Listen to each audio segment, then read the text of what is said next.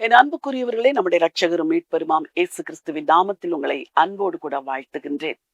தோராவிலே, அதாவது 5 ஆகமங்களில் இருந்து இரட்சகர் இயேசுடைய ரட்சிப்பு, அவர் கொடுக்கிற மீட்பு, அவருடைய சிலுவை மரணம் எங்கெல்லாம் சொல்லப்பட்டிருக்கிறது என்பதை நாம் தியானித்துக் கொண்டிருக்கிறோம். இன்றைக்கும் கூட எண்ணாகம புத்தகத்திலிருந்து ஒரு வசனத்தை உங்களுக்காய் வாசிக்க விரும்புகிறேன்.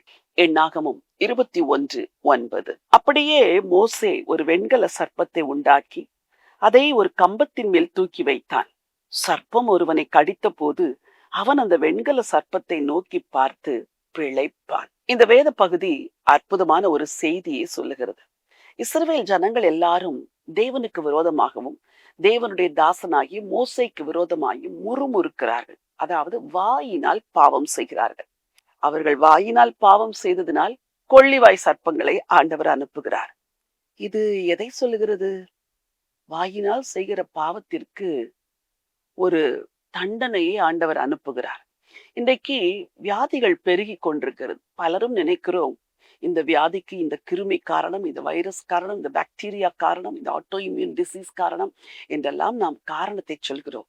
இங்கே மக்கள் வாயினால் பாவம் செய்தார்கள். கொள்ளிவாய் சர்ப்பங்களை அனுப்புகிறார். கடிக்கிறது. கடித்து பலர் மரித்து போனார்கள். அங்கே ஆண்டவர் ஒரு பரிகாரத்தை செய்கிறார். அதுதான் நாம் வாசித்த வசனத்தில் ஒரு வெண்கல சர்ப்பத்தை உண்டு பண்ணி அதை மரத்திலே தூக்கி நிறுத்தும் பொழுது அதை நோக்கி பார்க்கிறவன் பிழைப்பான் என்று ஆண்டவர் எழுதி வைத்திருக்கிறார். Very simple. நீங்கள் அந்த வெண்கல சர்ப்பத்தருகே போய் 4 மணி நேரம் ஜெபம் செய்ய வேண்டும், பாவ மன்னிப்பு கேட்க வேண்டும் என்றெல்லாம் இல்லை. நோக்கி பார்த்தவன் பிழைப்பான். இன்றைக்கு ஆண்டவர் இயேசு கிறிஸ்து மனிதனுக்கு கொடுக்கிற ரட்சிப்பை மிக எளிதாக மாற்றிவிட்டார். அவர்கள் அவரை நோக்கி பார்த்து பிரகாசம் அடைந்தார்கள் என்று சொல்லியிருக்கிறதே, அதே போல பாவத்தில் இருக்கிறவர்கள், பிரச்சனையில் இருக்கிறவர்கள், போராட்டத்தில் இருக்கிறவர்கள், இயேசுவே நீர் எனக்காக சிலுவையில் மரித்தீர் என்று இயேசுவை நோக்கி பார்த்தால் போதும், பிழைத்து விடுவார்கள். 2 கள்வர்கள் ஆண்டவர் இயேசுவோடு சிலுவையில் அறையப்பட்டார். ஒருவன் பரிகசிக்கிறார், மற்றவன் ஆண்டவரே உம்முடைய ராஜ்யத்தில் வரும் பொழுது அடியேனை நினைத்திருளும் என்று அந்த கடைசி நேரத்தில் அவன் செய்த ஒரு சிறிய விண்ணப்பம் அவன் வாழ்க்கையை நித்திய பரலோகத்திற்கு நேராய் திருப்பி விட்டது. இன்றைக்கும் உங்களுக்கு சொல்லுகிறேன், எப்பேற்பட்ட பிரச்சனைகளில் சிக்கியிருந்தாலும், எப்பேற்பட்ட சூழ்நிலைமைகளில் தவித்துக் கொண்டிருந்தாலும், இன்றைக்கு ஒரே ஒரு காரியத்தை செய்யுங்கள். சிலுவையில் தொங்குகிற இயேசுவை நோக்கி பார்த்து, இயேசுவே உம்மை நோக்கி பார்த்தால் பிழைப்பார்கள் என்று நாங்கள் வேதத்திலே வாசித்தோமே, நான் உம்மை நோக்கி பார்க்கிறேன். இந்த காரியத்தில் எனக்கு ஒரு விடுதலையை தாரும். இந்த காரியத்திலிருந்து நான் மீண்டு வர உதவி செய்யும். இந்த நிலைமையிலிருந்து, இந்த வியாதியிலிருந்து, இந்த கடனிலிருந்து, இந்த நிந்தையான சூழ்நிலைமையிலிருந்து நான் பிழைத்துக் கொள்ள எனக்கு உதவி செய்யுங்க. என்னை வாழ வைங்க ஆண்டவரே என்று கேளுங்கள். மகளே, வாழ வழி இல்லை என்று தவிக்கிறாய் அல்லவா? நான் எப்படி வாழப்போகிறேன் என்று கலங்குகிறாய் அல்லவா? ஒரே ஒரு பரிகாரம். மனிதர்கள் யாரும் உனக்கு உதவி செய்ய முடியாது. இந்த இரட்சகர் இயேசு சிலுவையில் தொங்குகிற இந்த ஆண்டவரை நீ நோக்கி பார்க்கும் பொழுது நீ பிழைப்பாய், நீ வாழ்ந்திருப்பாய்.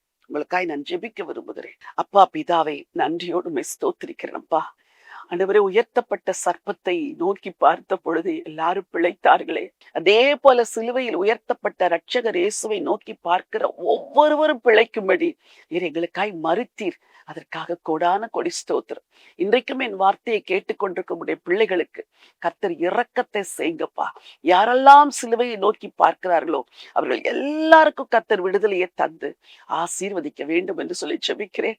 வாழ வழி இல்லை, பிழைக்க வழி இல்லை என்று கண்ணீரோடு இருக்கிறவர்களுக்கு கர்த்தர் சிலுவையிலிருந்து ஒரு ரட்சிப்பை, மீட்பை தர வேண்டும் என்று வேண்டிக் கொள்கிறேன். ஆண்டவர் இயேசு கிறிஸ்துவின் நாமத்தில் பிதாவே, ஆமென், ஆமென். பிரியமானவர்களே, சிலுவையில் தொங்குகிற இரட்சகர் இயேசுவை நோக்கி பாருங்கள். பிழைப்பீர்கள், வாழுவீர்கள், சுகித்திருப்பீர்கள், நன்றாயிருப்பீர்கள். சிலுவை உங்களை வாழ வைக்கும். இந்த நம்பிக்கையோடு இந்த நாளை துவங்குங்கள். இந்த நாள் ஒரு வெற்றி நாள். God bless you.